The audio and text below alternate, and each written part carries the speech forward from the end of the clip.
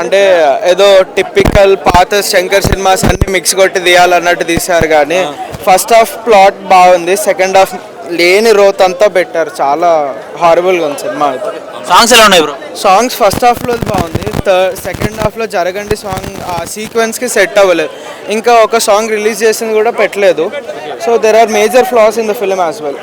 Film making wise కొంచెం bad ఉంది, but I don't know, could have been better. Shankar could have learned from Indian too, but అదైతే అవ్వలేదు. పాతవి ఎగ్జాక్ట్గా తీశారు. అట్లీస్ట్ దానిలో సీన్స్ రైటింగ్ బాగుండేది, ఇది లేకుండా కమర్షియల్గా తీద్దామని టూ మచ్ ఎలిమెంట్స్ పెట్టేశారు, which most of them were unnecessary. ఆ పార్ట్లో అక్కర్లేనివన్నీ పెట్టారు. ఓకే, ఫైట్ సీన్స్ ఎలా ఉన్నాయి? అంటే ఆయన ఐఏఎస్ కాబట్టి అన్ని ఫైట్స్ చేయలేరు, బట్ కొంచెం ఎక్స్ట్రాగా పెట్టారు. బట్ వన్ గుడ్ థింగ్ ఏంటంటే సినిమాలో రీసెర్చ్ చేసి తీశారు. ఎవ్రీ పాసిబుల్గా ఒక ఐఏఎస్ ఏంటి, లాస్ ఏంటి, రూల్స్ అన్నవి. ఫర్ దాట్ ఎఫర్ట్ శంకర్కి ఇవ్వచ్చు, కానీ ఎగ్జిక్యూషన్ వైజ్ వెరీ పూర్ చేశారు. రామ్ చరణ్ గారు యాక్టింగ్ ఎక్స్ట్రా ఉంటుందని చెప్పారు. అంత పొటెన్షియల్ లేదు రోల్కి. ఐఏఎస్ అంటే మీరు డీసెంట్ డిగ్నిఫైడ్గా ఉండాలి కదా. లుక్ మాత్రం బాగా సెట్ అయింది.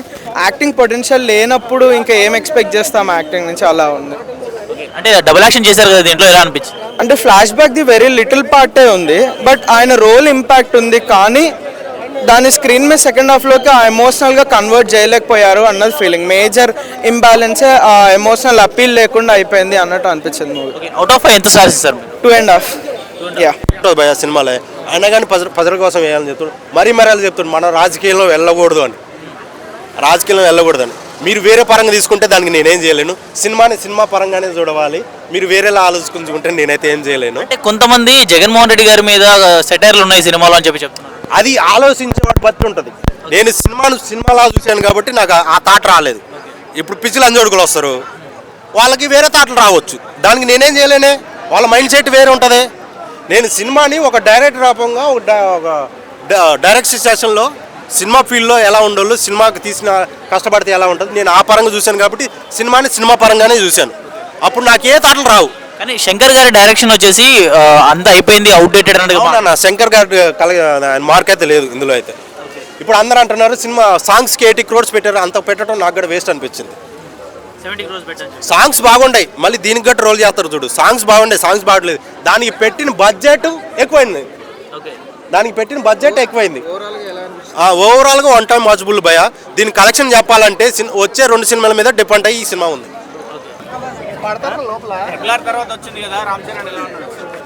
చాలా బాగుంది.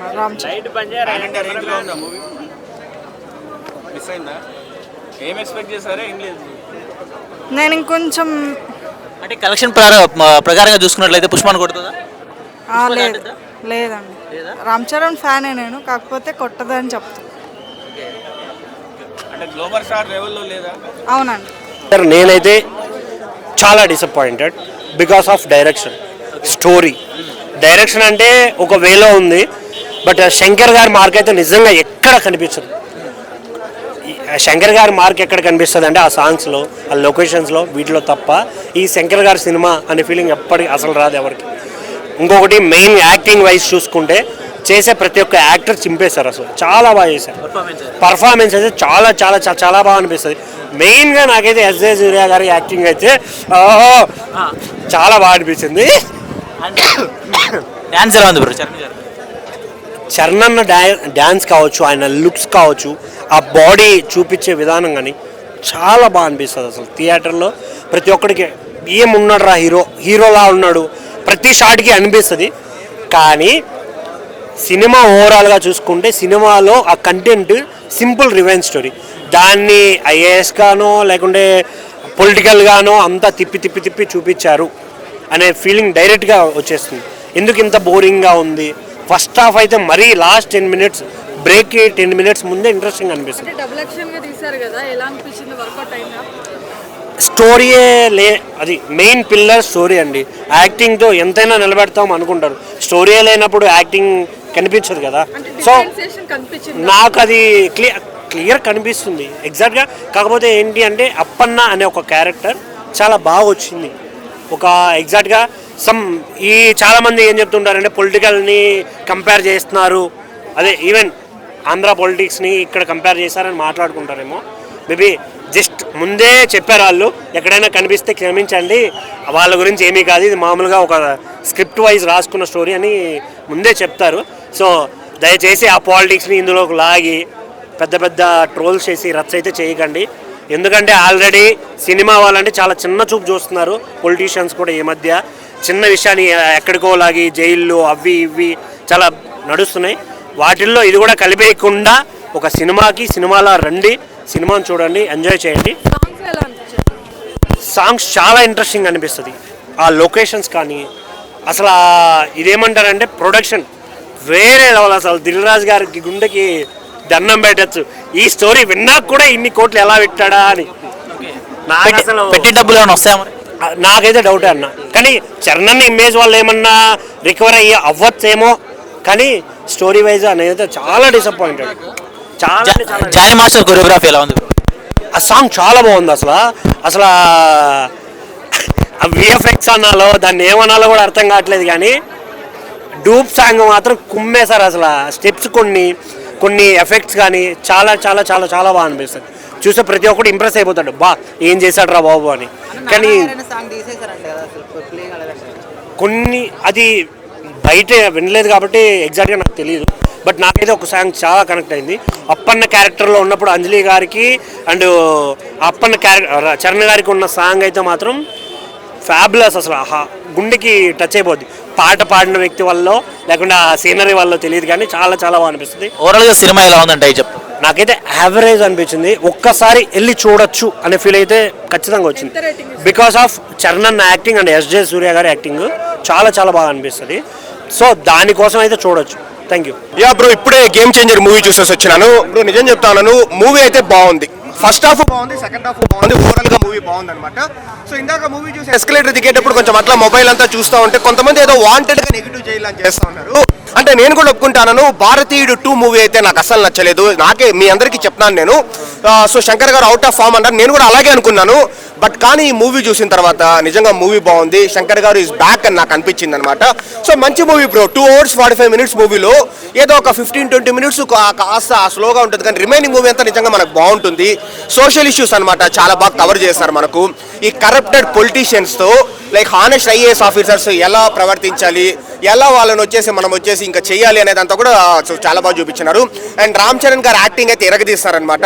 అంటే రామ్ చరణ్ గారు జూనియర్ రామ్ చరణ్ అంటే అబ్బాయి క్యారెక్టర్ చేసిన లైక్ ఎలక్షన్ కమిషనర్గా కావచ్చు, లేకపోతే ఐఏఎస్గా కావచ్చు, ఐపీఎస్గా కావచ్చు, ఆయన వచ్చేసి చాలా బాగా పర్ఫామ్ చేస్తాడు. అండ్ ఇదంతా ఒక ఎత్తు అనమాట.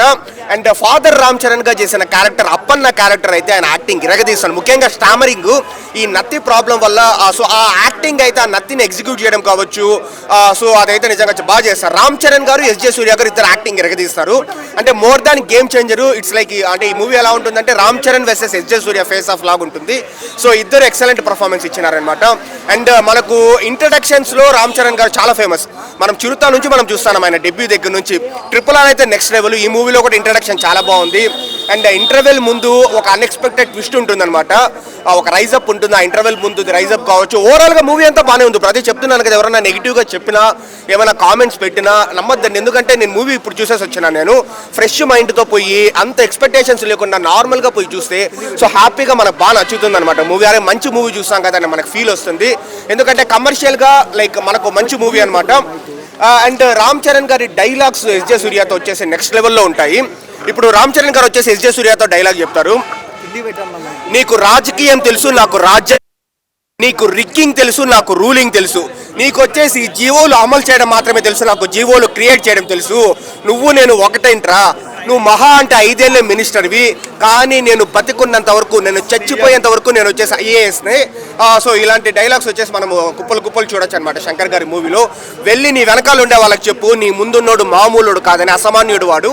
సో ఇలాంటి డైలాగ్స్ కావచ్చు, రామ్ చరణ్ గారి దగ్గర నుంచి మంచి యాక్టింగ్ కావచ్చు, ముఖ్యంగా ఫాదర్ రామ్ చరణ్ చేసిన క్యారెక్టర్ అప్పన్న క్యారెక్టరైజేషన్లో ఉండే షేడ్స్ కావచ్చు, అంజలి గారి పర్ఫార్మెన్స్ కావచ్చు, కేఆర్ అద్వానీతో వచ్చే సీన్స్ కావచ్చు, ఓవరాల్గా బాగుంది బ్రో. ఒక 2 hours 45 minutes మనకు 2.5 hours మనకు చాలా బాగా నచ్చుతుంది. సంక్రాంతికి అయితే డెఫినెట్లీ ఫస్ట్ హిట్ గేమ్ చేంజరే.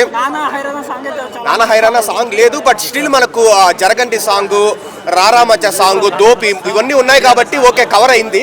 ఆ నానా హైరానా సాంగ్ లేదనమాట. అది కూడా అంటే ఇప్పుడే 2 hours 45 minutes ఉంది బ్రో లెంత్. అది కూడా పెడితే మళ్ళీ ఎందుకులే అని ఏదో కొంచెం మిస్ చేస్తున్నారు దాన్ని. ఓవరాల్గా మంచి మూవీ, హ్యాపీగా వచ్చి చూడొచ్చు. తమన్ బీజిఎం కూడా బాగుంది. Thank you.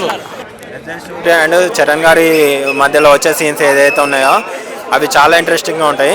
కానీ ఇక్కడ మళ్ళీ ఇంకో మైనస్ ఏంటంటే అంత హైప్గా తీసుకొచ్చి మూవీని ఒక రెగ్యులర్ కమర్షియల్ ప్లాట్ మూవీ ఎలా అయితే ఎండ్ చేస్తారో అలా క్లైమాక్స్ అనేది ఎండ్ చేస్తారు. RRR తర్వాత చరణ్ గారి పెర్ఫార్మెన్స్ ఆ లెవెల్లో ఉంటుందని ఎక్స్పెక్ట్ చేస్తారు. బట్ ఆ మార్క్ అనేది మిస్ అయింది. అండ్ శంకర్ గారి మార్క్ భారతీయుడు 2 కన్నా చాలా బెటర్మెంట్గా ఉంది. బట్ ఇంకొంచెం ఏంటంటే మనకి ఇక్కడ మేజర్ డ్రాబ్యాక్ ఏంటంటే స్టోరీ మనకు ముందే తెలుసు కాబట్టి స్క్రీన్ ప్లే కోసమే వచ్చారు. ఆ స్క్రీన్ ప్లే అనేది ఇంకొంచెం ఎక్కడో మిస్ అయింది. ఎందుకంటే మనకు ఆల్రెడీ భారతీయుడు, జెంటిల్మెన్ ఒక్కటి మూవీస్ మనం ఆల్రెడీ చూసి వచ్చాము.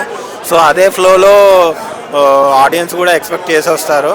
బట్ ఆ స్క్రీన్ ప్లే కానీ ఆ నరేషన్ ఏదైతే ఉంటుందో అది ఇంకొంచెం ఎక్కడో మిస్ అయింది. చరణ్ గారిని ఇంకొంచెం కరెక్ట్గా యూజ్ చేసుకోలేదు అనిపించింది. ఎందుకంటే సెకండ్ హాఫ్లో ఒకటైతే ప్లస్ చేశారు.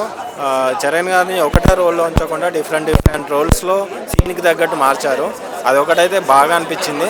కానీ ఆ సీన్కి మార్చుకున్న తగ్గట్టు దానికి ఇంకొంచెం స్క్రీన్ ప్లే యాడ్ చేసేది ఉంటే బాగుండేది. కామన్ ఆడియన్స్కి, జనరల్ ఆడియన్స్కి మాత్రం it regular commercial movie. Dil Raju గారు చెప్పినట్టు అది ఇంకా 2 మూవీస్ ఉన్నాయి. డాక్ మహారాజా అండ్ సంక్రాంతికి వస్తున్నాం అనేది ఆల్రెడీ ఫ్యామిలీ ఎంటర్టైన్మెంట్ అని తెలుసు. డాకు మహారాజు మూవీని బట్టి ఈ మూవీ ఫస్ట్ సెకండ్ అనేది చెప్పొచ్చు. బట్ ఇప్పుడైతే యావరేజ్ మూవీనే.